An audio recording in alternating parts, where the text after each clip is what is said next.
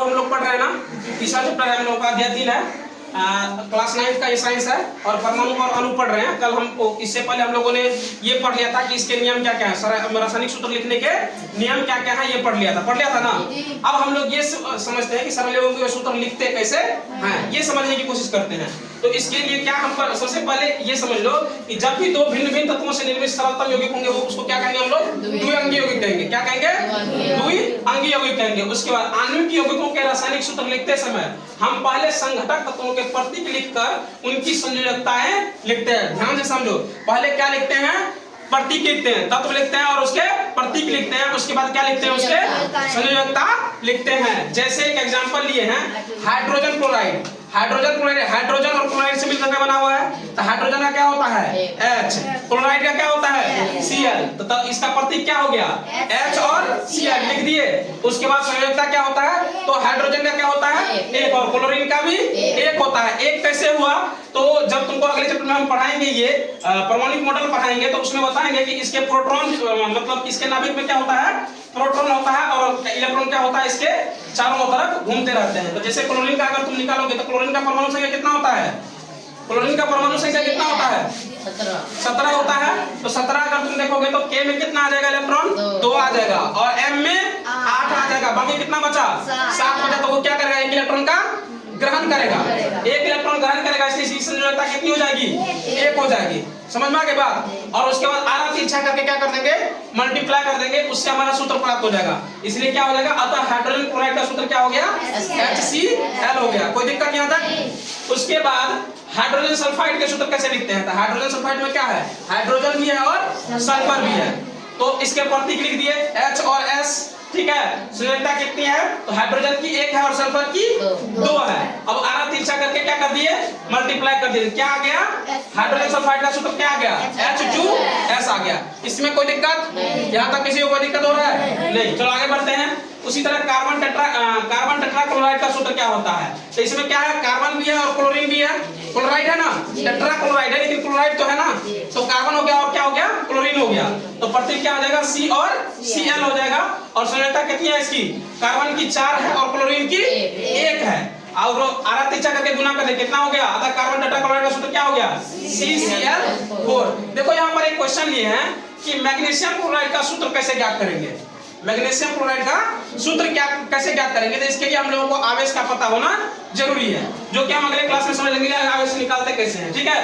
तो पहले ये समझ लो कि इसका सूत्र ज्ञात करने के लिए पहले हम धनायन का संकेत Mg2+ लिखते हैं, इसके पश्चात ऋणायन क्लोराइड Cl लिखते हैं, तत्पश्चात इनके आवेशों का आधा तिरछा करके हम सूत्र प्राप्त करते हैं। सबसे पहले हम लोग क्या करते हैं, धनायन का संकेत लिखते हैं, उसके बाद क्या करते हैं, ऋणायन का संकेत लिखते हैं, ठीक है। इसके बाद क्या करते हैं, आधा तिरछा करके मल्टीप्लाई करते हैं, जो सेम काम इससे पहले कर रहे थे, ठीक है। लेकिन इसमें क्या करते हैं, आवेश को लिखते हैं। तो हम किसका प्राप्त करना चाहते हैं, मैग्नीशियम क्लोराइड का।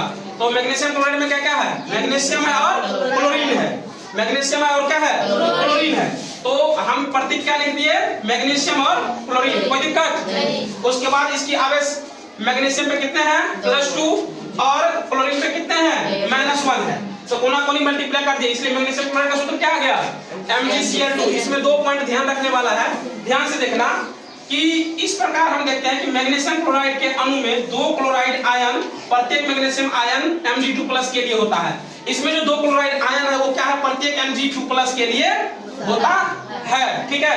दूसरा पॉइंट क्या लिखा है, इस प्रकार के आयनिक यौगिकों में धनात्मक तथा ऋणात्मक आवेशों का संतुलन होना चाहिए तथा संपूर्ण संरचना उदासीन होना चाहिए। इसमें धनात्मक और ऋणात्मक दोनों का संतुलन बराबर होना चाहिए और एकदम से यौगिक क्या होना चाहिए, उदासीन होना चाहिए। संपूर्ण संरचना क्या होना चाहिए, उदासीन होना चाहिए। समझ में आ गया ना, कोई दिक्कत। इसके बाद इस प्रकार के सूत्रों में आयनों के आवेशों को नहीं दर्शाया जाता है।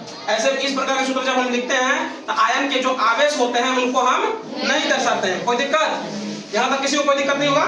चलो आगे बढ़े। उसी प्रकार से हम एक और लिए हैं एल्युमिनियम ऑक्साइड। क्या लिए हैं, एल्युमिनियम ऑक्साइड। इसमें क्या क्या है, एल्युमिनियम भी है और ऑक्सीजन भी है। एल्युमिनियम है और क्या है, ऑक्सीजन है। तो एल्युमिनियम का क्या होता है तत्व और प्रतीक क्या होता है Al। ऑक्सीजन का क्या होता है O। एल्युमिनियम पर कितना आवेश 3 और ऑक्सीजन पे 2, ठीक है।